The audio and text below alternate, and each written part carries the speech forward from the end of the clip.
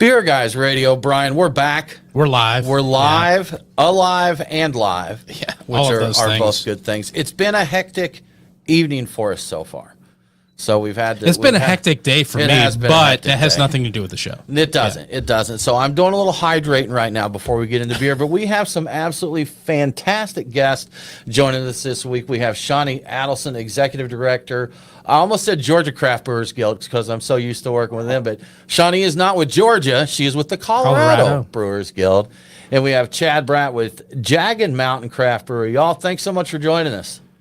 Thanks for having us. Absolutely. Yeah, thanks for having us. Sure thing. And I'm going to repeat, or Brian actually will repeat all that again. We're doing this for the live stream, and then we'll have to do it again when we get into the radio. Yeah, tell the folks. But we'll they're behind the times. Together there. Yeah. Let me get a sip of water, a pour of beer, and then we'll do some radio. How's that sound? That sounds great, Tim. Do all of those things. Y'all, if you have any questions for us or for Shawnee or Chad about Beer Guys, Georgia beer, or Colorado beer, leave it in the chat, and we'll be back. We'll be back in a few minutes to chat with you. All right, Brian, you ready? Yeah, I've got my beer. You tell me when to push the button. We're ready. Let's do this.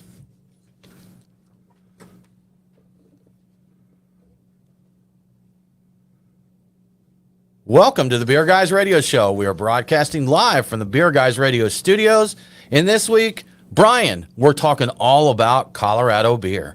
Yeah. We have the Colorado Brewers Guild and Jagged Mountain Brewery with us. I'm Tim Dennis. With me, as always, my good friend and co-host, Brian Hewitt. Hey, Tim. So joining us today, we have Shawnee Adelson, the Executive Director from the Colorado Brewers Guild, and Chad Bratt, the General Manager of Jagged Mountain. We're going to talk about Colorado Pint Day, craft brewery guilds in general, collaboration beers, and a lot of other things, too. Guys, thanks for joining us. Thanks for having us. Thanks for having us. Absolutely. We're looking for it. Should be a fun conversation. Colorado beer, a lot of good beer out there. Oh, a lot. If no one had told you that. I've heard this, yes. Chad, we've got Georgia likes to play early spring. Some people joke and say it's the false spring, but we've been in like the 80s over the last week. How is lovely Colorado this time of year? It's also fall spring. Okay. Yeah. March and April are generally some of our snowiest months. So we'll get those days where I think Sunday it's supposed to be almost 80 in Denver, and then it's going to be back into the 40s and sometimes into the 30s the following week. So it'll just go back and forth until about mid-May, and then it might be sunny for the rest of the summer. Okay, well that'll be nice. We did have hail the other day, and apparently it was almost the size of golf balls. Like golf ball size. Yeah, it sounded like somebody was throwing gravel at my window like late at night. It was a little unsettling. Yeah. Does Colorado get tornadoes? Are you in the tornado weather out there? Okay, That's it. Then. Yeah, they're not bad. They're usually on the eastern plains, not much in the Denver metro area, but every once in a while. That's good. I didn't even know there was enough air up there to do a tornado, because I know that what I've been in that area, they get wore out quickly. Yeah, and they're just, they're done. Yeah. No, we almost collect them down here. Actually, tornadoes. Yeah. It's seriously like they're like, oh, we've only had 15 this season. Yeah. So that barely ranks in the decade. Yeah. Now, Brian, you've got a note here that I don't know anything about, so I'm gonna let you ask it about real estate. I'll ask about it. So it was a paywalled article, but I got the gist of it. biznow.com. It was saying something about Colorado breweries changing their approach to real estate strategies to deal with the industry challenges. I think it meant they were going from opening large industrial area breweries to going more walkable tap rooms. Have you guys, is this a trend? I think it's a trend here. That we've seen a lot more tap rooms. Do you have any input on that with your breweries? Yeah, for sure. They interviewed me for that article, so I can chat a little bit about it. But yeah, I think one of the things that we're seeing in Colorado and specifically Denver, and Chad, you have a different model. When Jagged Mountain opened, most breweries were going into warehouse areas, more industrial areas, places where you could have large production spaces, and now we're seeing kind of a shift. And particularly for our larger members like Odell and Left Hand and those places that are opening up smaller tap room breweries that are more accessible to the crowds or where crowds already are. So in Denver, we have a new place called Mission Ballroom. It's a new music venue. Left Hand just opened up a ancillary tap room there. And that was kind of the impetus for that article, is thinking about how breweries are trying to go into spaces where people already are instead of creating spaces for people to come into. Mm-hmm. Yeah. Chad, yeah. I know you guys opened up in a different, you opened, what, 8 years ago? Is that right? Yeah, we're coming up on 10 in November. So this is our 10 9th years year. ago. Yeah. And same thing. Yeah, we kind of opened up where we knew people were already at, so we knew the value of foot traffic. We also were trying to have a tap room model and not necessarily any distribution model at all. So we really didn't care necessarily about we cared about size of production space, but we didn't need it to be producing 100,000 barrels a year. We just needed something that would feed the tap room, maybe get a little bit out there to some tap handle accounts. And so we really focused on foot traffic. And we are 3 blocks from Coors Field, where the Rockies play, which is a great location. So we're really banking on, similar to Left Hand, we're really banking on that massive venue that brings in tens of thousands of people on any given night. Now, Chad, with that said, you mentioned you opened, did you say 10 years ago? Around yeah, 10 years ago? And coming up in November is our 10th anniversary.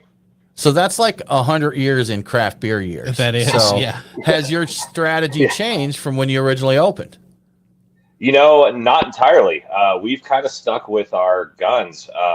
During the pandemic, we got kind of forced into canning a little bit more than we had planned on. But thankfully, there was some mobile canners in Colorado that really helped us through that without us having to invest in a canning line.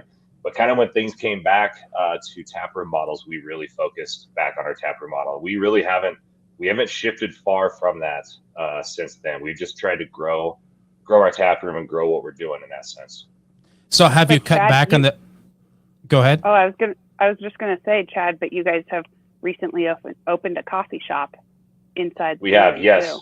Yeah, today actually was our first soft opening day, but we did. So we have expanded into a new business, but we took about 100 square feet of our brewery space and turned that into a coffee shop, and then we'll utilize our tap room for our seating and stuff like that. Now, would you say you've cut back on the canning since everything is lifted and you've gone back to the tap room model, so less cans? Yeah. Less cans, yeah, and we've always done crowlers over the bar. In fact, we're probably slowly moving into, probably later than most, but we're moving into 16 ounce, over the bar, 1 can at a time, steaming those on the bar. But otherwise, that's pretty much been our model. We've kind of moved away. We've done a few small canning runs since then, just for tap room use, but we don't have the power to really push out to the liquor stores and supply them with their demand, essentially, with what we're doing.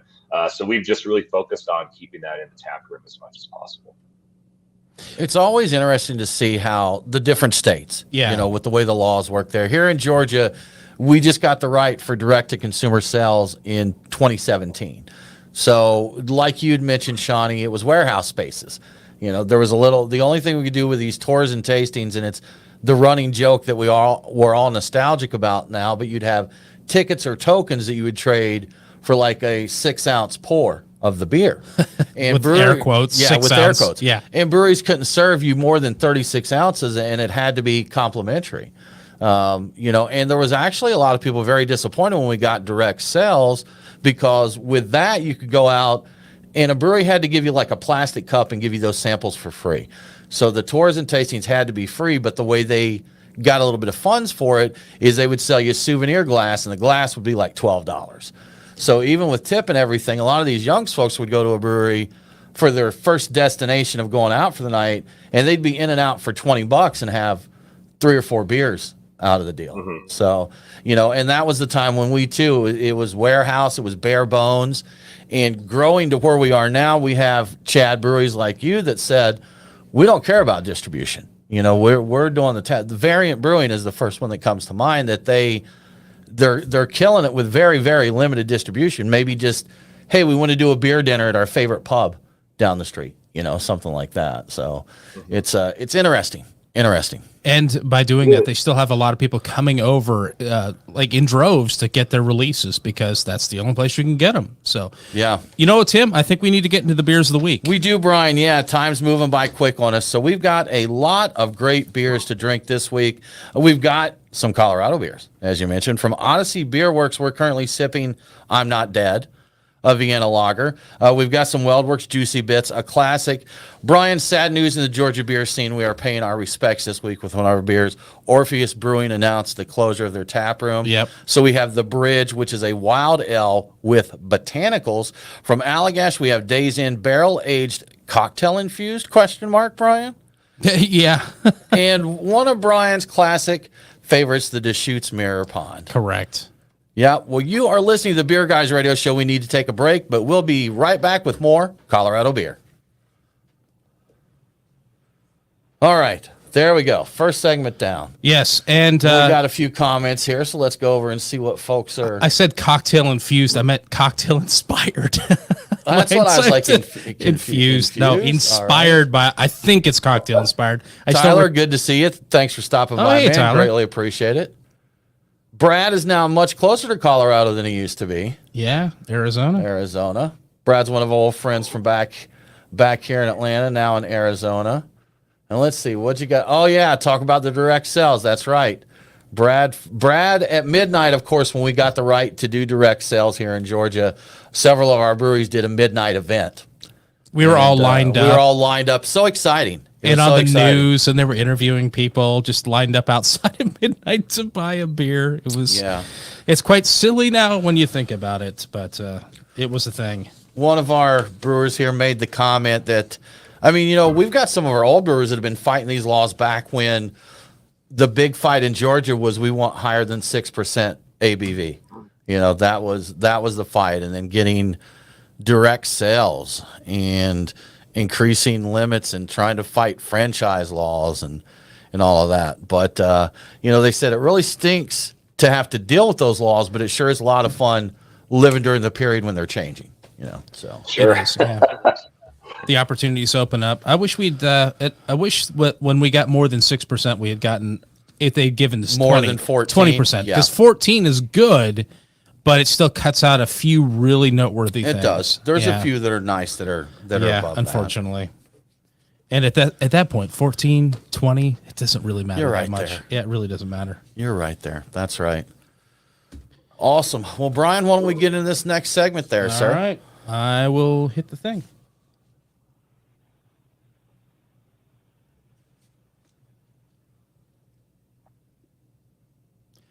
Welcome back to the Beer Guys Radio Show. Remember, all episodes are available on demand, so if you missed the broadcast, get the podcast. Beer Guys Radio is available on all popular and unpopular podcasting apps. Now let's get back to the Colorado Brewers Guild and Jagged Mountain. Shawnee, we're going to ask you about a fun event that I believe is coming up very soon, Colorado Pint Day. So can you tell us about that? Yeah, go right ahead. Our favorite events. Chad actually is drinking a beer out of our very first glass that we did. Very nice. That was 8 years ago, I think. I think it was. Are we on 8 now? I think that's accurate. Yeah. Yeah, we started in 2016. So what it is that breweries buy glassware from us, and $1 per glass goes back to the guild. Every year we do a unique artwork on it. So we have different artists design the artwork. The first year was just our logo. It was pretty successful, so we tried it again with some cool, fun artwork. This year, the theme is the Great Colorado Road Trip. Colorado is a unique and diverse and kind of large state, so there's a lot going on between. We have deserts, we have mountains, and so it's a little art rendering of somebody taking a road trip through Colorado. We have over 215 breweries participating this year, which is about half of the breweries in the state. So basically anywhere you live in the state, you should be able to access a brewery that's participating in Pint Day. And we've sold about 29,000 glasses. So a huge fundraiser for the Colorado Brewers Guild. And it's something that people really look forward to. It's a lot of our members say it's their busiest Wednesday of the year. We always hold it on a Wednesday, so it's not competing with your normal Friday, Saturday drinking days. We're trying to drive traffic to breweries and support them so people can go out, buy a pint of beer, buy a glass, take it home for their collection. A lot of people like to collect them year to year. Jagged Mountains participated, I think, almost every year. Not all the every years, year. yeah. Yeah. Mm-hmm. Yeah. So Chad, I mean, you've been there. How do you guys feel about it? I mean, it's great. It's obviously a huge fundraiser for the guild, and a great way to support that. But it's also a big day for us. I mean, there's like a lot of different models you can do. Whether you decide to sell the glass with a beer, or you decide to give it away. We decided to give it away with ours. Every 16-ounce pour gets a glass, one per customer kind of thing. But we cranked through them. They're all gone in one day. We've attempted our own pint days, and they have like 1% of success compared to Colorado Pint Day. So it's very valuable for us, and it's a really, really cool glass too. There's always unique artists that design them, and we always come up with a theme every year that really tries to encompass all of Colorado's craft beer scene in one, and make everybody who's holding on to that glass proud of what they're drinking. And I think it's a pretty cool opportunity. So we love doing it. And again, it is probably our biggest Wednesday of the entire year, no doubt. I think Georgia may have just straight ripped off every ounce of the way you're doing that. I think so too. I think now ours is only 3 or 4 years old. I think. Yeah. Are we in the 3rd year this year? But yeah, just like you said, they get an artist to design a glass. People get excited for it. Now, one thing they don't do, ours is normally on the weekend. It's on the weekend. It's normally a Saturday, but if you don't get up bright and early, you may not get a glass. They sell out at the brewery. So, and there are a few. We have a few less than they are putting out there. I don't think we've got. I don't know what you said, like 29,000. We may have 500. Is it 1,000? Is it 10,000? I don't know. No, I'm not sure, but it's a lot more than 500. We're definitely up in the. Well, you know what? A lot of breweries do, and they blow through them real quick. It's it's rare that you see. I mean, there's I think there was 80 something breweries, so that would mean they only had 6 glasses each. I think they had a few more than that. So. Okay, all right. But it is a good fundraiser, and people do want to collect and get out there and get the artwork. And I think probably a different show I could dive into this, but art and beer I think really go hand in hand a lot. The label art, the glassware, things like that. But it's a great event. I mean, we have a good time. It gets you out to a brewery, you get a beer, you get a cool glass. And I'm torn because I've got so much beer glasses I could probably build a house with them, but I'm like, well, but I still need this. I've got to have this one, of course. So I don't know if we got the latest one from so I know a guy, Brian, who said he's going to bring us a couple since we missed him at the brewery, but we haven't seen him yet. We do have the first 2, so I guess we're on number 3. Yeah. And the first, the artwork is always a lot of fun. And was this a record turnout of breweries participating? Because I think that was mentioned. Like in the past, how many breweries would typically participate in this? Yeah, this is the biggest year for us. Every year it grows and grows. So we have not hit our cap yet. Our goal is to get to 75% of breweries in the state, but that's a lofty goal. But we want to make sure that beer lovers are able to access glassware everywhere. And going back to Georgia, ripping it off, I know Joseph, the guild director there, pretty well, and I've shared our model with all the guild directors around the country to help them understand how we use it as a fundraiser. And I know a lot of states use the same model. No competition for us. We love to see other state guilds be successful and other craft breweries around the country be successful too.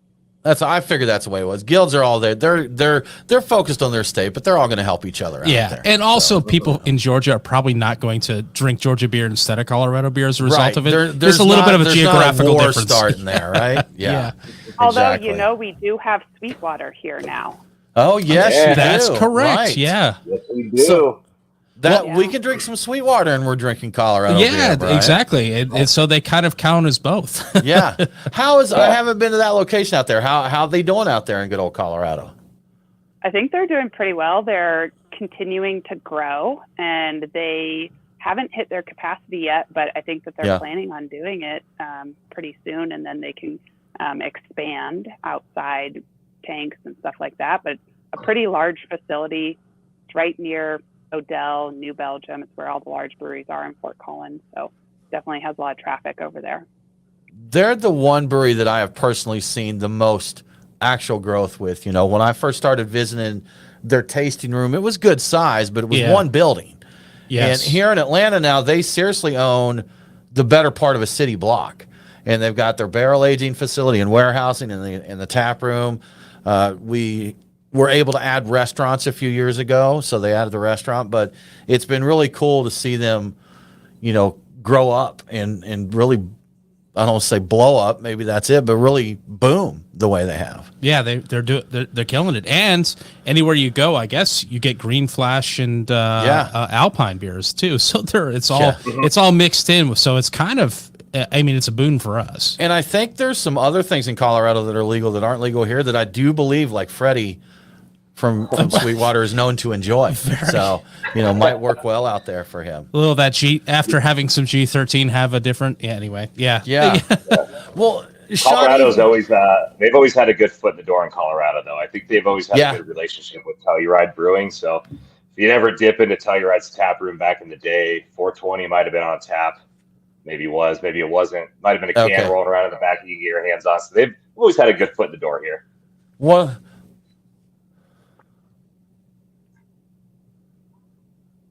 There we go. We're back. We had a drop out there for a second. So one of those things like if you wink and nod just right, hey man, you got a little 420, a little wink and a nod. They make that sound. Give you the finger guns and you're hooked up there, man. Yeah. Good stuff. Good stuff. Shawnee, can you share with us what some of the big challenges and goals of the guild are in Colorado right now?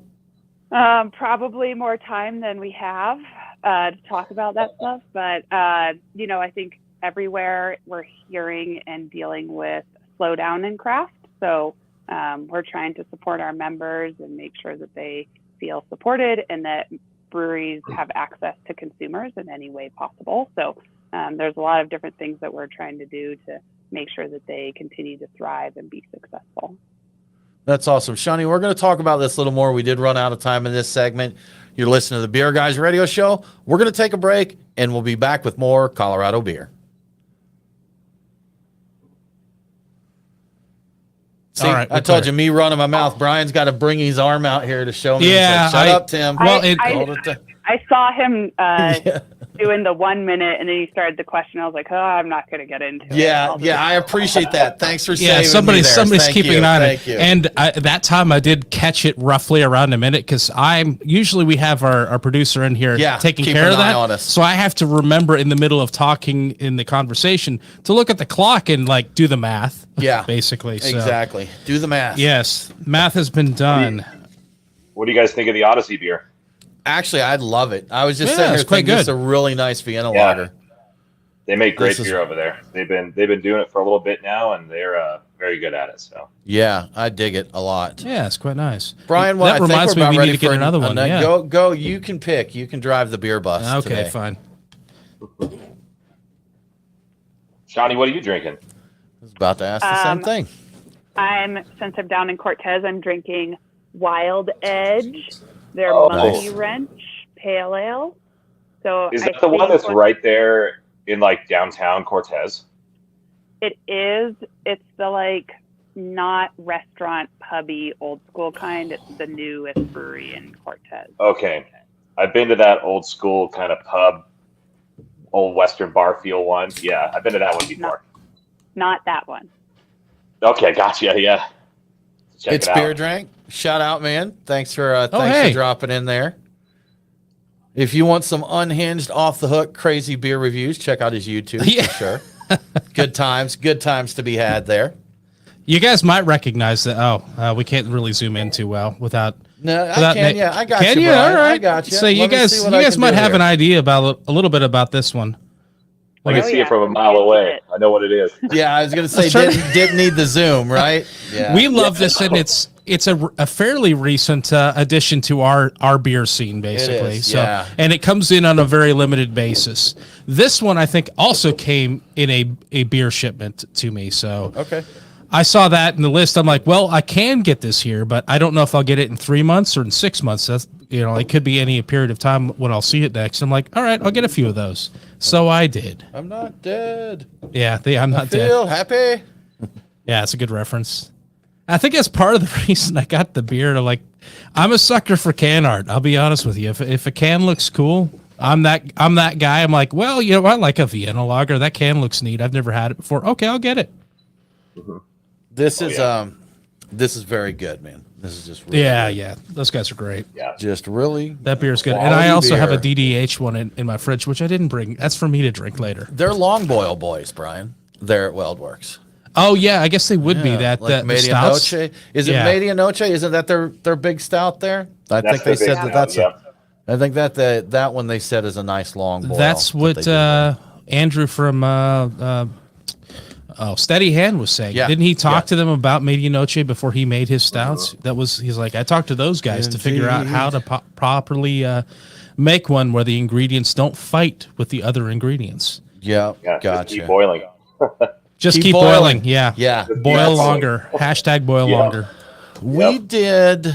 We haven't homebrewed in a while. We said this, but we had a saison that when we created the recipe, we put it on like a 2-hour boil. And I don't remember. That's been so long ago. I don't remember our full logic for the 2-hour boil on a saison. We looked into it. I think that was just a matter of liking what it did to the just bring a little more flavor, I think, was mainly exactly. But the thing is, we love the beer, so we kept saying we were going to try and do it with a shorter boil, see what we could do. But it was one of those things that we knew we liked it the way it was. So every time we brewed it, we're like, I don't want to change it. I kind of like where we are with this. Yeah, and I mean, we messed with some other stuff along the way. So if you're going to change one thing, you don't want to change this other really fundamental thing at the same time. You want to see what that other change did. So we wound up sticking with that. But the thing is we never changed necessarily the base synesthesia saison. It was like what we changed was this is a wild one. This is a peach one. This is a dark one. So. Oh yeah, I guess. We changed the yeast in the dark one. We went instead of 56, it was 55 or something like that. I don't know. I think it was. I think 556, 555. The something like that. Yeah, I think the DuPont strains. Yeah, we went different ones for that one. So it was.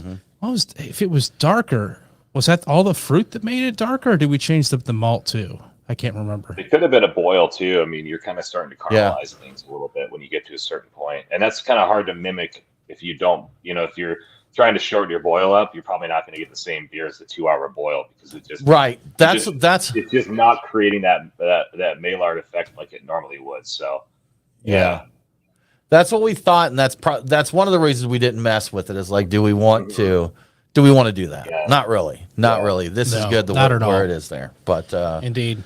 Yeah, we did use some dark malts in there. So I thought so because it came out. It was a very dark saison. So. I mean, it was dark. Yeah, and I guess the quotes are for saison because it was a little questionable. And I think it's a very broad canvas. This saison canvas there, but it was fun to do, and it was enjoyed by some people. It was enjoyed by some. Shawnee, when we come back in, how about we talk a little bit more about the goals right now? Then we'll talk Collaboration Fest, and Chad, towards the end of that third segment or in the fourth segment, we'll learn more about Jagged Mountain. Yeah. Sound good? Great. All right. Yeah. Sounds great. Oh, does that mean I have to push buttons? It's about time for that, all Brian. Right. Okay.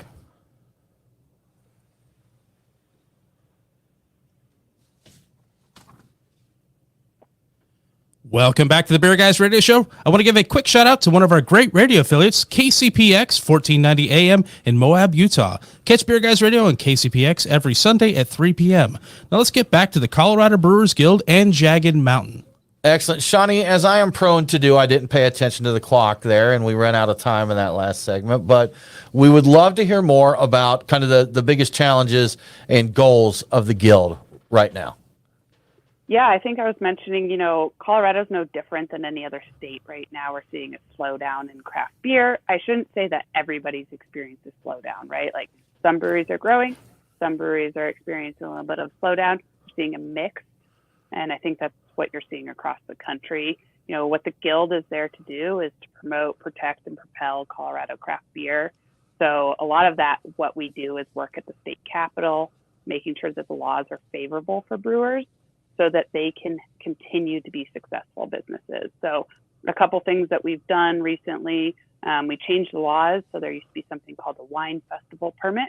We opened that up so breweries can also do a beer festival permit. So they can also join wineries, distilleries. So that's been a big success for our guild, to be able to allow breweries to be able to sell beer in unique and unlicensed places where they can get a temporary permit for that. Another thing that we've been working on this year, Chad's on our board of directors, so he's pretty familiar about this. But there's been a bill that was to triple our excise tax, our state excise tax. And that's a huge deal for our members here in Colorado, just like everybody else. Costs are going up on everything. We're hearing everything's going up 10 to 40%, and not everybody's able to increase their beer prices that much and still be able to sell beer, right? Like, there's a point where people won't continue to buy beer. So a lot of breweries are actually making the same amount of beer and making less money right now. And Chad, you may be able to talk about that too, but it's been a struggle. So we're really trying to prevent any legislation that would be any harmful to our members, particularly increased costs. So we were able to convince the sponsor of that bill to not introduce that bill this year. So we were able to save our members quite a bit of money. And that's something that we're, really focused on, is just being able to make sure that they can succeed and be successful craft breweries in Colorado. So it's been definitely a difficult time coming out of the pandemic. We're seeing, it's great that we're back open and everybody's going out, and that's been fun. We can have beer festivals again and everything like that. But we're definitely trying to make sure that breweries continue to grow and be able to be at the forefront of what we like to call the state of craft beer in Colorado. So kind of where we are. I would assume, from just the way Colorado is, that the state in general is pretty friendly to craft beer. Is that correct? For sure. I mean, we have some of the most favorable brewing laws in the country, and that's what we're trying to make sure we protect and maintain. That's why we have over 450 breweries, is because the laws are favorable. It's business friendly, it's craft beer friendly, and consumers expect it and demand it. They now in Colorado, we're spoiled. You get craft beer everywhere you go, and it's just part of what I say. It's our DNA in Colorado. So we want to continue to make sure that we have breweries and be able to do that. But yeah, it's a struggle out there, but I feel like we're on the good side of it. So yeah. That's good. Yeah, that's, here in Georgia, we've gotten better, but it's still like, we had a bill go up this year to do some like limited self-distribution, which is something we've been told before by lawmakers as well as distributors. It's a non-starter. If you put self-distro in here, it's going down. You're not getting anything, basically. So it went up this year, but it didn't get, it didn't make it anywhere. They lived up to the prediction. Right. It went down. And even, like, our breweries right now can't donate a keg to a charitable event. That was something we're trying to get. Right. So it's got to go through the distributor, do all this stuff. So, there are these little things, and man, we're so much better than we were a decade ago, even, 6-7 years ago. But it is a little, but it doesn't mean there's not still a long road ahead. Like you said, Shawnee, there's still things to be done. And it is a little shameless that the distributor needs to get their beak wet in a charity situation. It's hard to justify that, and somehow it's still, any loss of control there. As an example, one thing that they had before we got true direct sales, we moved from our just tours and tastings to tours with souvenir packages. And it was like they were doing everything they could to avoid that actual sale. It's like, oh, this is souvenir. You're not selling to the consumer. It's a souvenir. And it was just a fight that we had to get there. So you can still only get a case. You guys mentioned, like shipping beer, although I think we have some of the most favorable laws in Colorado, that's something we don't have in Colorado, direct to consumer shipping. So that's something that we've been working on for, I wouldn't say working on for a few years, but it's something that we have been looking into.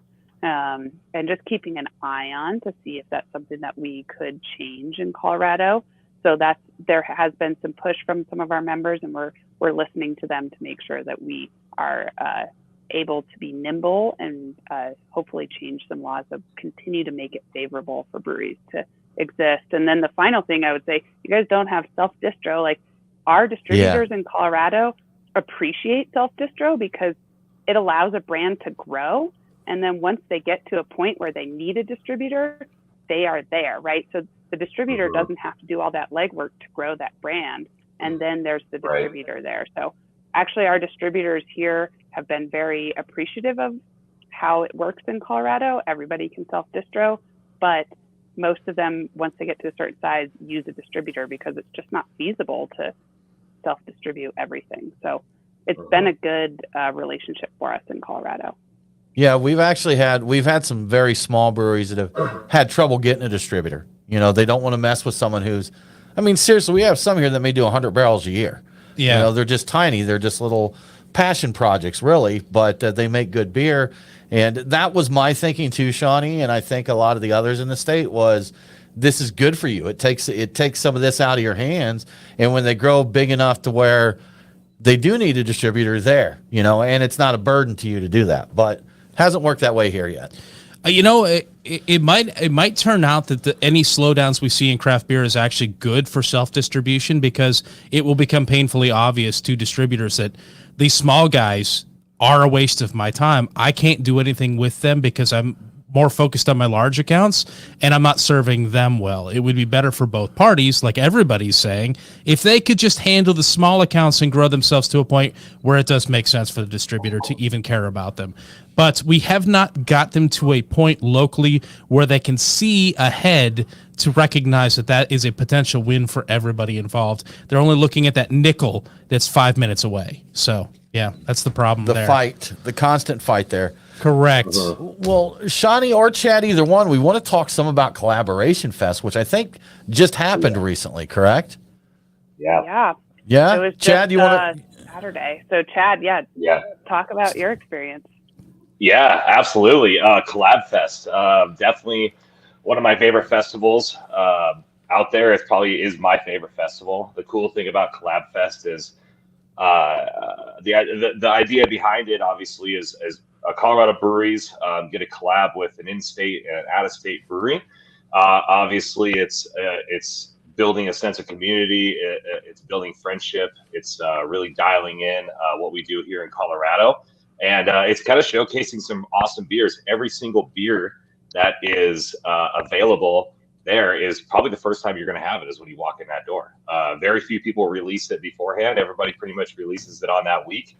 And it's awesome. I mean, there's some amazing beers. People get super creative every year, and it's a blast. It was exhilarating as it always was, and it's always good to see all your best friends in the room drinking beer, having a good time, and showing everybody who isn't working in the craft beer industry how awesome it is. Sounds like a good time. Everybody loves a new beer, Brian. Oh, yes, for sure. Beer. You're listening to the Beer Guys radio show. We need to take us a break, but we'll be right back with more Colorado beer. All right, it was on at that time. That was it. On it. All right. How you doing on that Weldworks, that Juice Bits? I still got a little bit. You go right ahead if you want some more, Brian. More. I'm still sipping. We still have that Orpheus to get into. I really want the Orpheus, the Wild Ale involves, I think it's gin inspired, so it's got gin botanicals involved in it. Yeah. And I heard botanicals. That's interesting. Yeah. And that's one we definitely have to open up. We didn't get into the news, but Orpheus closing down their tap room. I think you mentioned that a little bit earlier. I did, and I slid it in the beers of the week. Yeah. Jason Pellet, who's been on the show a number of times, going over to Amsterdam. He's moving to Amsterdam to start a brewery, but also provide brewing direction for Orpheus as it continues to operate under Bevana. Yeah, that's not one of the reasons he's going to Amsterdam. But he wants to go there. Yeah, he does. Yeah. So, but are either you familiar with Orpheus? Have you had any of their beers? I have not. Yeah, so I have. I think my husband brought some home one time. So, yeah. Okay. I love how the dog's like, pay attention to me. I am here. He's like, hello. I am here. So, greetings, human. I have arrived. Come look at me. So Orpheus was probably best known. Jason liked doing like the mixed firm ales. And right after he opened up, he inoculated some barrels there to get kind of his house culture. And he also had an open, kind of a running joke that I think actually rubs Jason a little bit, the first cool ship in Georgia thing. Yeah. So we had Monday Night Brewing built a new brewery, and they put an actual cool ship room in there and all this, and it was fancy. The Crunk ship, Tim. The Crunk ship. Yeah. But Jason had one at Orpheus, more do-it-yourselfer kind of cool ship thing that he'd been using. So Jason did like MT and MT3 beers and that you know, that the Methode Traditionnel stuff and the big, thick, long boil stouts. So those were two of these things that in my opinion, he was best at. I mean, I know he had a Pilsner and the Transmigration of Souls. A lot of people like that, the IPA. Classic IPA, and we brewed one of the first 2 or 3 batches of that ever made with them at the brewery. But everybody I think knows them for the big, thick stouts, which are awesome. They're amazing. But his Methode Traditionnel beers are fantastic. They're Some stellar. of those are on par with like Trefontaine and Cantillon and that sort of thing, up there. I mean, maybe not exactly the same, but you know, up in that quality level. He's the kind of brewer that does black coconut, you know, like you do black garlic. He'll take coconuts and have them and putting them in like a proofing oven for 40 days. For like, I thought it was like 140 days. Maybe it's even longer. I thought it was just 40. Maybe it's 100. Stuff like that. Days. You know, he'll do stuff like that. And then add that to a beer, and he's done that multiple times. So wow. It's he makes very expensive beers. He makes very expensive beers.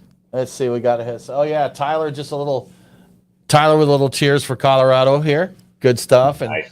Tyler's drinking good beer there in Texas. Texas does have good breweries. It's confirmed. With their troubles there. And right here in good old Peachtree Corners, Georgia, Stephen Pete. Hey, cheers Stephen to Pete. Kettle Rock, man. Good to see you as always. Always a good time. We gotta get Steven. We gotta get him doing some wild beers over there. I don't know if he could handle the wild beers. I don't know if he could, man. Let's we got to go over to Steven and get some of those Colorado beers with like. Do you have an ABV cap there at all? Not at all. Yeah. See, you know what? I don't think so. Yeah. We used to have a minimum. So you used to not be able to brew anything below 3.2 without a different license. Okay. Oh, you had to brew above a certain amount? Oh, that's different. Yeah. Now I'm curious with that. What was the reasoning for that, for the minimum limit? Yeah, we used to have 3.2 beer and grocery. Okay. And so that was considered beer, and now we have malt liquor, which is what we all think of as beer. So anything about 3.2 is malt liquor. Beer and malt liquor. All right. That's like the old articles. Juicy Bits is my favorite malt liquor. It is, yeah. That's like the old pubs that say we've got porter and stout and ale and beer. And I've asked 100 times and I'm still not totally clear porter, on stout, all of ale, that. and beer. Yeah, and also lager. Lagers and pilsners, Brian. Yes. Lagers and pilsners. Navy beans. Yeah. We have Colorado changed the law so we could have full strength beer and grocery. So 3.2 licenses basically went away. So they don't really exist anymore. Yeah. Can you just walk into like I don't know if you have Safeway or if you have a Kroger over there, and buy like a Brewery Black Tuesday off the shelf and like a Safeway, Kroger, or whatever? Like it's just, oh, hey, look at that. You know, put that next to my eggs. Yes. Grocery list, right? That's right. Black Tuesday, eggs. I went down to Tijuana, Mexico a few years ago and went into a grocery store there. And at the very front, like you walk through the door, 2 beautiful women handing out shots of tequila. And like you walk through the door and they were selling it, you know, but as soon as you got in here, would you like a shot? I was like, I am grocery shopping. So yes. Yes. So I like this idea. Where was this? Did you say that was Tijuana? Okay. Yeah. I wonder if that's still a thing. Yeah, and at the same store, an elderly Dutch gentleman told me I was too fat to be shopping in the pastry section. Okay. So, yeah. He said it. It's only gotten worse over time. Yeah. So, yeah. He said it so kindly and out of concern, but he's like, I'm just I'm just telling you what's best for you. I want to go into a grocery store and get Kolsch service when I walk in. Oh, they can yeah. follow me around. I'll have a coaster, Right. And when my glass gets empty, they'll just pull it out and give. You know what? Built into the little, what is it? The carriage thing. What do they call it? The cart.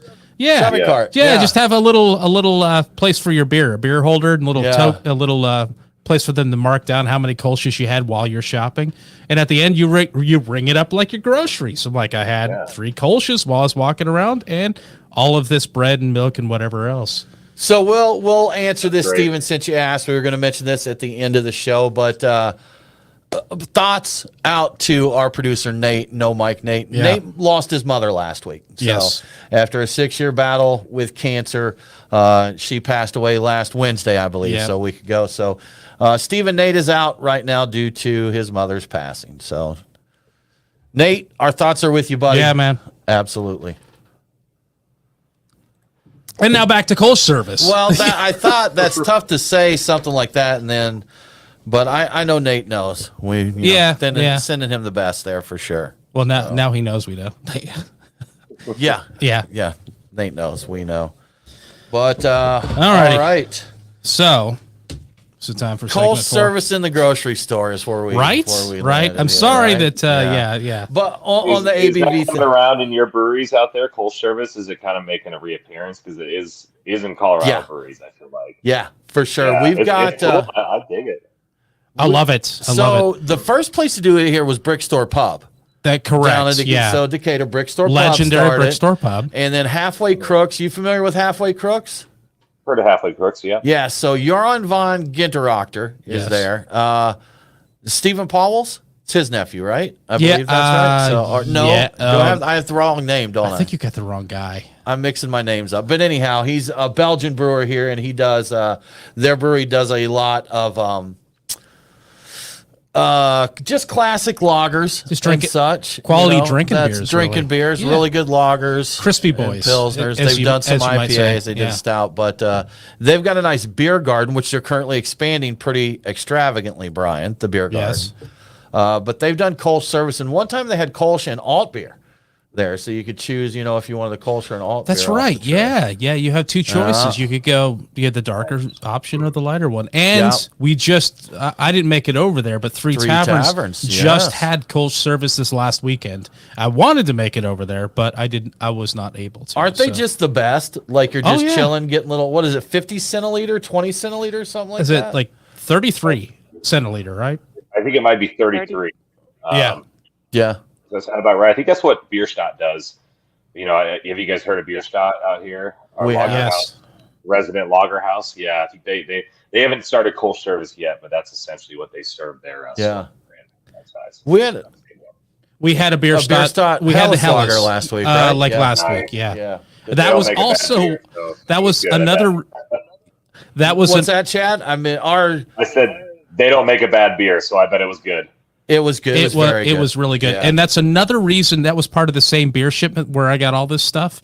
And that's part of the reason I haven't quit that beer delivery thing, because there's so many good options. Are not good, but it seems like you're getting some quality stuff in this one's solid. Is that Beer Drop? Yes, that's the one. Beer Drop? That's the one. Hey, y'all, I will be right back. Jagged Mountain through there. You know what? I will take a look. I went through it and I looked around and I thought about it. So for a Christmas present, my sister gave me a certain credit on it, and I'm like, all right, I didn't think anything of it. I'm like, okay, I'll check this out. It's my sister's, she likes beer, but she's not into beer that much, and her husband also was into beer, sort of. And like, all right, I'll give this a shot. The beer delivery services have been kind of with their options, and I went through a couple, and I'm like, not only have they been good selections, but because I like IPAs, the IPAs have arrived and they've been fresh. They actually don't taste like they've been sitting on a warm shelf for 3 months. And I'm like, I'm impressed. Wow. This Juicy Bits is really good. And some of the other things I've had have been really good. And it's all from breweries some of them I've never heard of. So I'm like, well, I've got to give this a shot, So, and that's where We got this Odyssey Brewworks that I'd never heard of them. I like the can art, and I'm like, I like a Vienna lager. I'll give this a shot. Yeah. Why not? It was recommended by them, and the Juicy Pits was just an obvious choice. And I'll look for Jagged Mountain. I don't know if I saw it on there or not, but I just kind of drilled through, and I mostly looked at, like, I know they deliver fresher IPAs that I could probably buy in my local package store. So I'm just going to get interesting IPAs from them, from wherever they come from. So I've gotten some really good ones. I've gotten some okay ones, and I've gotten, a mixed bag, but most of it seems like it seems all positive. So I like this service, and they really should advertise with us for all the positive lip service I'm giving them. Yeah, just like every week. I'm a fan. I was gonna quit, but I paid for the last one, and I actually added a bunch of stuff to it. I mean, I didn't want to just get just 1 or 2 cans of Juicy Bits. I wanted 4, and that adds some price to it. So I went ahead and did that because it worked out well. So yeah, they're awesome. Yeah.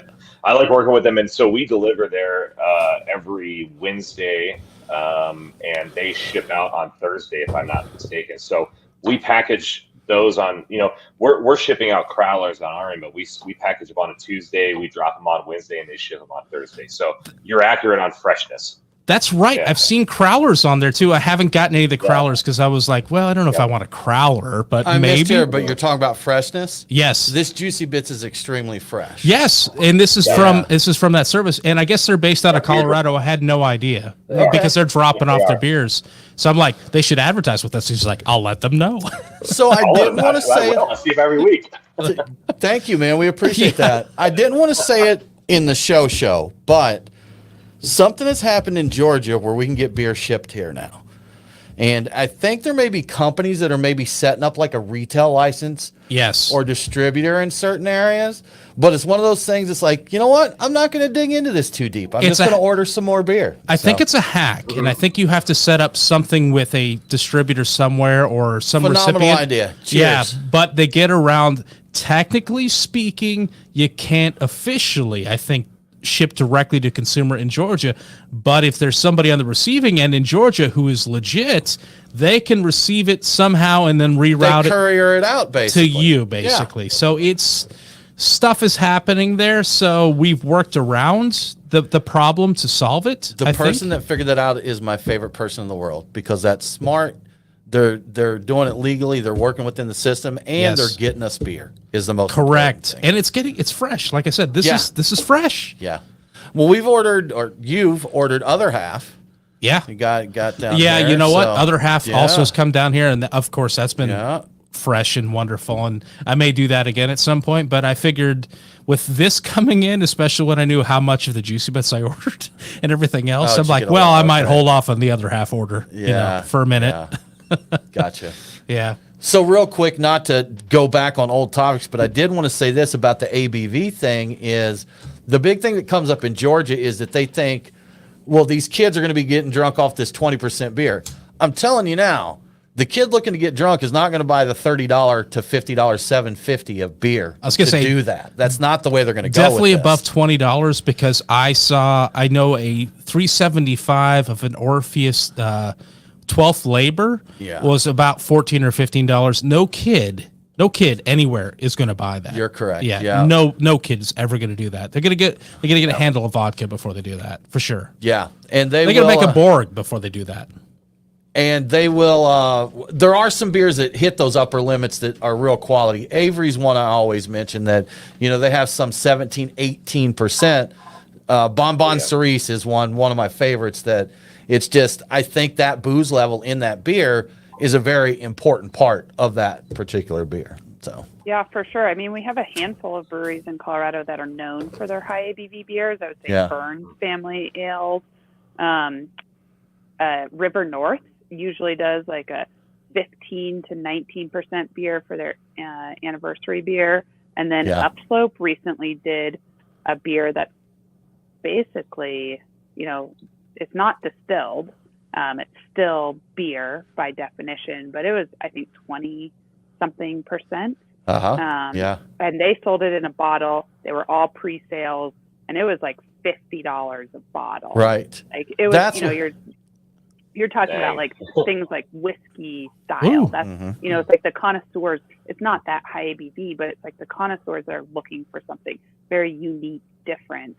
And so we do have some breweries that are known for that in Colorado, but I would say the majority of the beer, Chad, you probably see this too, but like most of our beer is anywhere from like 5% to 8%. Like that's what you're buying on the shelves. There's very rarely that you're going to see these high ABV beers, but it's fun and it's creative and it's unique, but it is a high price point. So yeah, you're not going to see like young kids trying to buy that beer, and it's just not easily available because it costs so much for the brewery to make it. They don't make much of it anyway.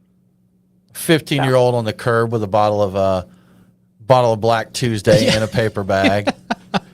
His face is ripped and he's got a black ring like around his mouth like he's been drinking chocolate milk. So I think he would go into a diabetic coma. He wouldn't have diabetes. It would just completely destroy him. And I'm like, take a hit off this. It will kill you. and Shawnee, the people buying that $50 little bottle, they're probably going to sit around with 4 or 5 of their buddies with like shot glasses or small tasting glasses and get a pour like that. I had a bottle of the Sam Utopias. Yeah, Utopias, yeah. It lasted me like 2 or 3 years because I would break it out when I wanted to share something special with a friend, and you'd put it in Glencairn, like you do a whiskey. Glencairn, exactly. It was fun to tell people that was a beer that maybe didn't know about Utopias. Be like, yeah, this is a beer. Pour a sip, and they're like, oh, it's flat. And then I'm like, oh, it's just the way it is. And then they take a sip, and boom. Yeah. Just tell them it's a beer, but it's more like a port or a sherry. Tell them a port because nobody knows what sherry is. Right. Yeah. But it's fun, man. I enjoy that. I enjoy my Black Tuesday, Bonbon Cerise, and there's a few. But again, I was just thinking we need to talk to these high ABV brewers. I want to talk to them. We're sipping 4-ounce pours, Brian. We're sharing them amongst friends. So. That's true. I would like a lineup. I love a lineup of a lot of different crazy beers, and you just have your tiny glass go along and taste all of them. Yeah. Yeah. It's good stuff. They do have Black Tuesday and Tall Boys now, Brian, so it could be a Long Beer Friday. Oh, yeah. For you one day. So, yeah. That's Brian's Twitter thing is Long Beer Friday, where I think usually we get the the 19.2s. I'm glad you brought that up because Chad was just talking about canning up the 16-ounce crowlers for across the table. I'm like, the real players are doing the 19.2s. That's it. Hand them across the counter. Like, here's your 19. Yeah, that's right. Stovepipe, baby. Stuff, that's man. where it's at. Stovepipe. I love those, and those have completely. I think that's a strange thing, but it's got me buying beer in places I would never buy beer because you don't get 19.2s anywhere but a convenience store. You just have to get what's available. I've started buying for that day on Friday out of convenience stores because that's the only place you can find them. Yeah. It's a gimmick, but I really like the format. So. No one can tell you how to live your life. That's right. Brian. Nobody can. Everybody thinks it's a bad idea, except me, and I love it. So let me grab. I'm in it. Should I grab another beer? Get whatever you want, Brian. I'm finish off my juicy bits. On the more ABV talk. After I said I didn't want to go back too much, but I'm still amazed at how many people focus on that in their purchasing decisions. That they actually look and.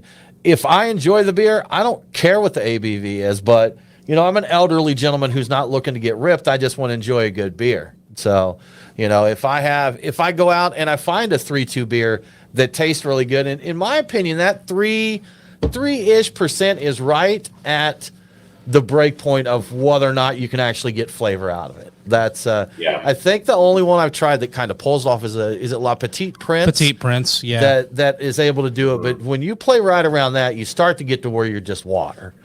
But if it's good, in there to make flavor, Yeah, and in Colorado, 3.2 was ABW instead of ABV, so it's actually like 4%. So okay. The ABW. Utah still does the ABW stuff. Yeah, they still do ABW. That's how it was in Colorado too. But yeah, I mean, I think actually when that law changed, we saw some breweries actually making lower ABV table beers that they could just serve over the bar, as people wanted to just like have a few beers without worrying about getting hammered and driving home. I think Cohesion is probably like the best example right now. They're Czech Pils oriented brewery, or I guess all Czech beers. and most of their beers are under 4%. And I think that they like nail it with the flavor, and they're like great beers. What do you think, Chad? Yeah, I would agree. Cohesion is awesome. Their beers are really solid. And yeah, they're doing those low ABV beers. I live about a mile from Cohesion, and I spend too much time there probably, but it's great because they have those low ABV beers and they taste amazing.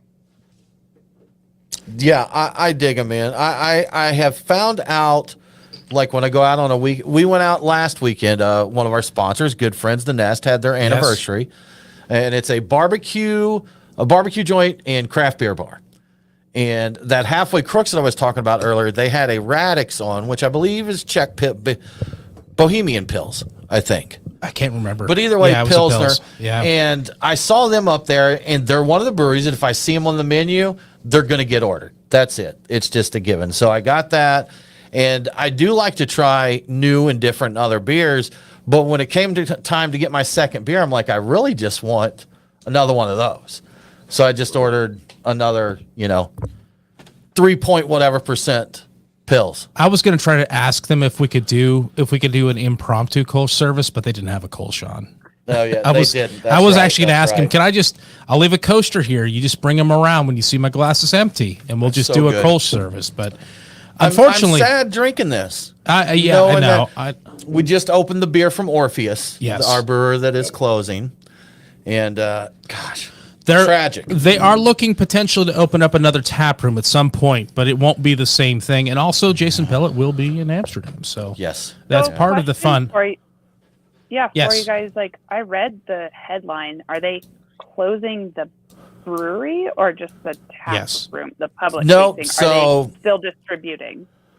There is an organization out of Charlotte, I believe it's Charlotte, called Bevana. And Bevana was started by the owners of D9 Brewing Company, but they're a combination contract distribution house. I need to see exactly what the deal is there, because I think they're quietly building like a conglomerate, not conglomerate. What's the word I'm looking for here? A group of like-minded breweries working together, and you get the power consortium of or a something along co-op or something like that. So I don't know exactly the exact layout of the plan. I know Jason will retain ownership. I think he said ownership structure isn't changing, but Bevana will handle distribution for Orpheus and contract brewing of their beers. And Jason mentioned he will continue to do he will direct new the beer brewing. development. So the brand is not totally going away. What probably will go away is like this. Someone actually asked him online, what happens to all that beer you have in barrels? Because he's got a ton of barrels, and his response was, you don't want to know. And I know what that is, and I don't want to hear that. That makes my heart hurt. But yeah, in terms of the actual brewery, yes, the physical brewery, I believe, is completely closing. The tap room is closing. I think they're looking for a new spot to have a tap room in the area so they can serve their beers. But I think all production will be coming out of Bevana under the direction of Jason Pellets. Much like the Highwaymen. Yes. They'll go on and on and on. They'll go on and on. Orpheus will rise again. So the botanicals, Tim: cardamom, ginger, coriander, and ginger. It's delicious. Did I say ginger twice? Juniper. I'm sorry, juniper and we've ginger. got to learn. The next thing I want, we've got AI, we've got ChatGPT. We need to be able to share beer across an internet connection. I need to be able to pour y'all a little taste of this one. Yeah. How's that work? Right. Get to it, scientists. Load up, get your fax machine and load up some wild ale with botanicals paper, and I'll fax over the recipe, and it'll brew it right. It'll fax it directly into a glass for you. So soon it'll work out so well. For Collab Fest this year, we actually had two breweries make a beer based off of an AI recipe. I was going to ask about that. Yes. Okay. Yeah. Yeah, I knew there had to be. You know what? I researched thiolized yeast today with ChatGPT, and we've got a Discord chat. Join our Patreon at $5 a month or more, and you'll get access to our members only Discord chat. Everybody should. But anyhow, on our Discord chat, we started talking about thiolized yeast, and Mitch Steele at New Realm put out a beer using that. So I went to ChatGPT and was asking about it, and amazingly good answers. And then I'd put its answers into our Discord chat, and our brewer friends would chime in with their 2 cents, and it was fascinating. Yeah. So how much did they do? Did they just like ask it to write a recipe? Do you know exactly how they went about this? Yeah, I think based off of like current beer trends and everything, they asked it to write a recipe. The beer that they made had ginger, turmeric, bunch of other like healthy things. As we know that there's like in craft beer, there's this interesting dichotomy of like no alcohol or healthy beers, and then like super high ABV beers, right? Like that's kind of like the 2 trends that we're seeing. And I guess it steered them towards the lower alcohol, healthy ingredients option. I tried it at Collab Fest. It was orange. I don't know. Okay. Chad, if you got to try it, it was very gingery. I didn't try it. They said the turmeric dyed their tap lines yellow. So they made, I think, a barrel of it total. All right. So Chat GPT will end up like it'll find and summarize things. So it's doing like a 19.2% table beer. Stuff like that. So, right. Well, you know what? I can see why Chat GPT, if you ask it for the popular beer right now, because the non-alcoholic beer segment and the healthy beer segment is growing at a much faster rate than anything. Even the super high, like triple IPAs and like the higher ABV stuff, which is also still growing at a pretty good rate, is not growing as fast as all of the quote healthy stuff and the non-alcoholic beers. Did they say it chose a non-alcoholic beer? You said it went with like kind of a healthy beer kind of situation, and that's kind of adjacent to the segment in beer and that's growing like astronomically fast. So. There were a lot of naysayers about the NA category. I've defended the NA category's existence to quite a few people. So I don't think you have to. I tell you what, we don't want to keep you all night. We do need to do this last segment. But any thoughts on non-alcoholic beer, Chad?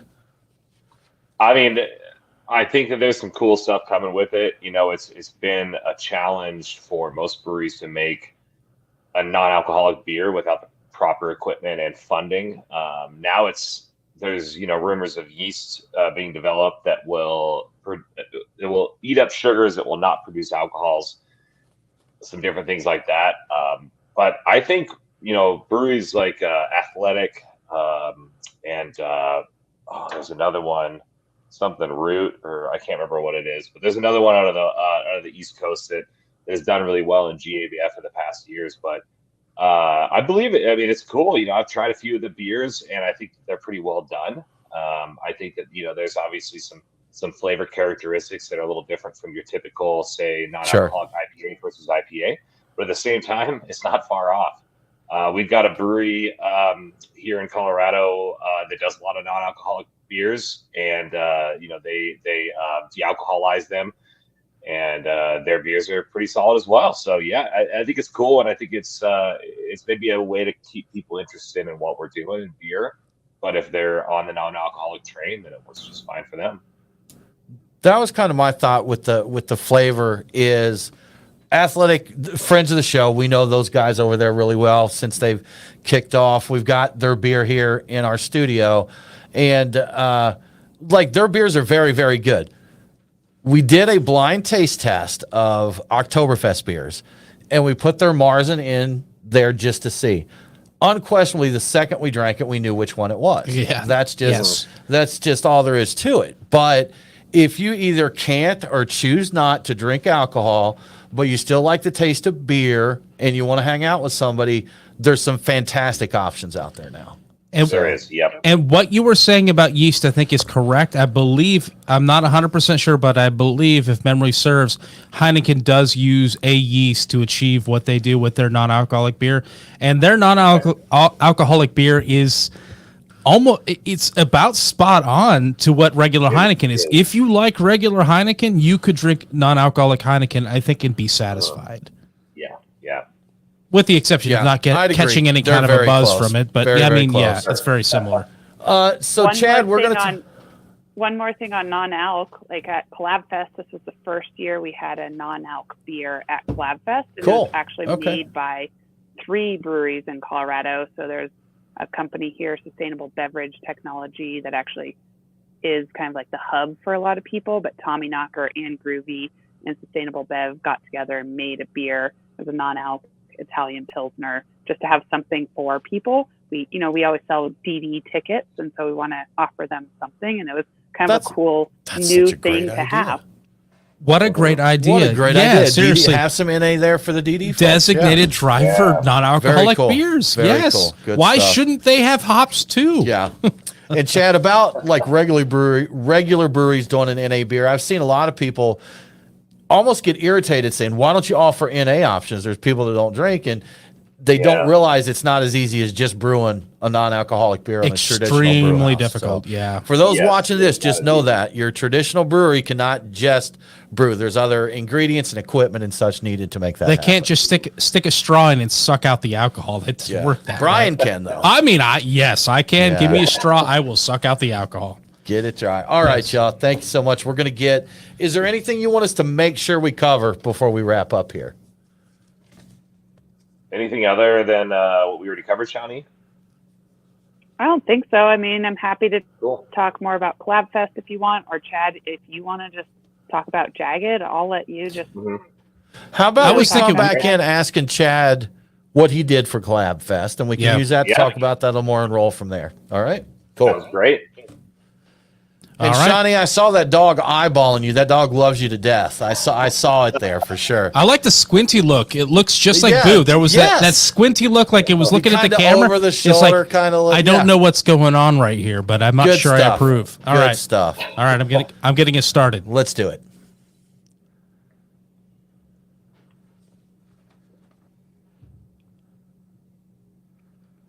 Welcome back to the Beer Guys Radio Show. If you enjoy the show, please consider supporting us on Patreon. Just go to patreon.com/beerguys. Patrons get cool perks like Beer Guys swag, commercial-free episodes, and access to our brand new Discord server. Now let's get back to Colorado Brewers Guild and Jagged Mountain. So many good conversations, so many good Colorado beers, Brian. We just had Juicy Bits. We did, yes. Very fresh, very delicious. Quite nice. And Brian, we were going to talk about this more in the news, but we ran out of time. But in honor of our friend Jason Pellin and his brewery, Orpheus Brewing, who will be closing their tap room at the end of the month, we have, is that the Bruce? It's the Bridge. You need glasses, Tim. It looks like the Bruce to me, but anyhow, Bruce. that is a mixed firm beer. Wild ale with botanicals. Delicious beer. Yes. So cheers to Orpheus. Thank you for all you did for Georgia Beer and for our drinking. Yes, personally. So. Yes, personally. Well, Chad, we wanted to talk to you a little bit. We were talking about Collab Fest there. What did Jagged Mountain do for Collab Fest? Yeah, so every year it's a little tougher and tougher to kind of one-up ourselves from the previous year. We tend to brew a lot of crazy beers when it comes to collabs, and especially Collab Fest. So this year we brewed 2 beers. We started with our out-of-state beer, which we brewed with a brewery out of Portland, Oregon called Steeplejack. And one of their brewers, Sean, actually used to be our cellarman and assistant brewer. So we kind of did a little Jagged alumni Collab Fest this year. And so we brewed a Saison with 3 different kinds of mushrooms. We did enoki, we did king trumpet, and maitake mushrooms. So we made basically a mushroom broth out of those, then put the mushrooms into the bright tank to let them soak for 2 days. And then we added the broth back in right at the end to keg everything off. So it had this really cool kind of earthy umami character, but the Saison yeast in the Belgian strain really shined through. And really fun beer. Came out pretty big. It was about 8.9%, so a pretty hefty Saison in our books at least. And yeah, that beer turned out really cool. The other beer we did was another really fun collab with this brewery called Vicious Cycle. They're out of Fraser, Colorado, which is a little bit north of Winter Park, one of our ski areas. And so they're up in the Grand Valley, one of the coldest places in all of Colorado all year long. And Nathan up there, one of the owners, he actually was our assistant brewer for a couple of years as well. So another, Jagged alumni. We brewed a sour beer. We wanted to do some kind of a dessert ice cream beer. So we did sour beer with guava sorbet, and then we added a taro root and coconut milk ice cream into it. So it had this like kind of tart, not over the top, lock in your jaw kind of sour, but it had this nice tart character to it. But then it just finished like you're like eating ice cream. So really cool. A little bit of coconut note to it. The taro root is kind of like a purple sweet potato. little bit off of that, but it's got some similar characteristics. So it was a really cool beer, and it turned out awesome. The crowd loved it, and that's something about Collab Fest is we're always trying to throw something weird out there. We want people to come in and kind of get blown away by what's available. And I think that's generally the mentality of most breweries that go into it, because you saw some weird stuff there this year. We were one of, I think, 4 different mushroom beers, which is something you don't typically see people messing around with much. We thought maybe it would be the only one until we showed up. We're like, oh, there's 3 others. There was like a blue Hawaiian hazy IPA with a bunch of blue curacao in it. Really cool, really interesting stuff. There's some like soda inspired beers. I got a squid ink beer. Everything you could think of is there at Collab Fest. How and does also the squid ink beers too? Oh, you did normal beer too. Crazy. There were normal beers. I would say, like Monday Night Brewing. You guys are probably familiar with them. Sure. Yeah. In Georgia, they collabed with Cohesion to make a dark Czech lager, I believe it was, or maybe it was. Those are huge here. Czech lager. Yeah. I mean, we had normal beers and we had, squid ink beers. Yeah. That's fun. So what kind of flavor do you get out of a squid ink beer? I heard you talking about the kind of the earthiness of the mushrooms, but I've seen squid ink pasta, but I've never heard of that in a beer. Yes. One thing that surprised me was that it was not dark. It was very light. It looked like a Pilsner. And that kind of surprised me because I would have expected it to have a little bit more color to it. But yeah, it had this like briny, kind of a little bit salty, a little savory. The beer was still there. It didn't overpower what was happening, with the malts and the hops and the yeast. But it had this. I described it to somebody as like, yeah, you knew it came from the ocean. It just tasted like it came from the ocean, and not in a bad way. It was just like, oh yeah, that came from the ocean for sure. I've heard it gives it just kind of that coastal salinity, kind of is what you get from it. So, great way to describe it. Yeah. But I would expected the same thing. Like you see squid ink pasta, it's black. It's jet black. Yeah. So you know what? An oyster stout with squid ink in it. There you go. Right? Yeah, let's double down on it. And while we're at it, make it a Roush beer. Let's add smoke to it. Quit threatening. So, that's your next collab. Yeah, that's my gift to you. The next one, and he never collabed again, that's Brian. Right. So yeah. Wow. I may have been responsible for the downfall of many breweries with my bad ideas. Have you worked with any with thiolized yeast? I think we may have been talking about that on the break, the new stuff there. But what's your thoughts on that? Yeah, it's very interesting. I've had my handful of thiolized beers, both on the lager side and the ale side. And, to me, it's like every time you pick that glass up, it's a thiolized beer. There's just a certain aroma that comes from that beer. It's really expressive. I think it does some really cool stuff with hops. I think it kind of can mask over some of the hops. I've had a lot of different beers that people are just kind of throwing in whatever might be in the cooler. And it makes Cascade taste like something that's not Cascade. It makes Saaz taste like something that's not Saaz. But at the same time, I think it kind of does that for a lot of the hops that you'll throw in there. But then sometimes you'll get something really unique, like a Sabro or maybe a Galaxy or a Nelson that has some different notes that will start to pick up those nuances. But it really, it has an expressive character. But to me, and not to say anything bad about it, but it might be a little bit one-dimensional as far as that. It kind of produces that flavor, and that's it. And you kind of got to do some other stuff to really get some flavors out of those hops with some different aromas without that yeast and that biotransformation just really taking over. So now you got to do everything. You got to get like cryo hops. Yes. You've got to get, what is it? Phantasm? Is that the great must.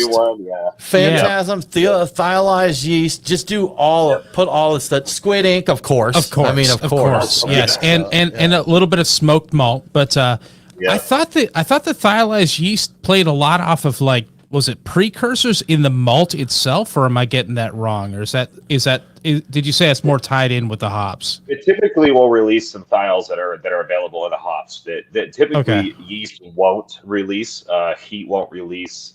They're just trapped in there, and this is able to really release them. Something about that yeast strain, and I don't know the exact genetics of it, so I couldn't go into it, but there is something about that when it works with the hops. A lot of people do mash hop with it as well, so they're hopping within the mash, which might be where that is coming from, because they're really hopping. They're throwing hops right in when they throw their grain in and letting that do the work, and then they're introducing hops again in the bowl. Brian, if you look back at our chat from earlier today on Discord, there actually is amazingly some really good info. It's fairly long-winded, so you probably skipped over it. But I will say that I was busy today. It was long, so I did not read that. Yeah, good info on why they do, how they do it with the yeast, what it binds to, the flavors that they get, and some input from staying there at neutral ground as well. So it's interesting stuff. Valuable stuff. It's good stuff there. Yeah. Now I did want to ask you too, Chad. I think I saw this correctly. We've talked about NA drinks, and you mentioned a beer with blue curacao. Did we see that you used NA Blue Curacao, and I believe it was a Baja Blast beer? Yeah. All right. Yeah, Baja Blast is what it's called, actually. Yes. Was that for color or flavor or both? A little bit of both. So obviously for color, number one, it incorporates flavor, which is nice. But it is definitely for color. We do that. We've done that beer a couple years. We do a 90s theme party in February, and that's a beer we like to brew for it. We like to do a kind of bunch of wild, colored stuff as the 90s was for a lot of us. So, we like to throw something cool in there, but we inspired after that Baja Blast from Taco Bell. And it's cool. Non-alcoholic blue curacao, cantaloupe, lemon lime, and it's pretty tasty. Sounds fun. I'd love to try that. I enjoy that kind of stuff. That is a very clever way to get that blue coloring and whatever flavoring comes with blue curacao into your beer legally. It is. Absolutely. And that sweet orange. The sweet orange, right? Yeah. Shawnee, Chad, thank you so much for joining us. Shawnee, if people want to see what's going on with the Guild's activities, what's the best way for them to do that? Visit our website, coloradobeer.org, or find us on Instagram or Facebook, Colorado Brewers Guild. Perfect. And Chad, if they want to see what's up with the Jagged Mountain, what's the best way to do that? Yeah, same, jaggedmountainbrewery.com. Our Instagram and our Facebook are very active. And, just come out to Colorado. Come to a beer fest, maybe Lake Dillon Beer Fest coming up in June. And come drink some Jagged Mountain beer, stare at some mountains, and stare at a nice lake. It's great. Sounds like a good time to me. Yeah. Awesome. Thanks, y'all. We appreciate it. Thank you, guys. Well, Brian, that wraps it up for this episode of the Beer Guys Radio Show. Come join us next week for some more fun. If you need your fix between episodes, Brian, follow us online. Beer Guys Radio on Facebook, Twitter, and Instagram. Thanks for tuning in. Have a great week. And don't forget to drink local. Cheers. Boom. And we're clear. Yeah. Clear. All right. Thanks, y'all. That was fun. Thank you. That was great. Thanks. Appreciate this. Yeah. Absolutely. Hey, what's a Texas suitcase? So a Texas suitcase is a ski term. It's when you basically take your ski poles, the straps around them, strap them to the end of your skis, and you carry it like a suitcase. So that's what we called our West Coast IPA. It was between that and the Houston handbag. They mean the exact same thing. They're just funny terms to use. Used in a ski town to describe what people are doing, I saw that, and I'm like, that's got to be a name like that for a beer. They've got an IPA called that. That's got to be a thing. And I saw pictures of people with skis, and I'm like, I don't know what's going on here. I just don't know. Well, now you got the explanation.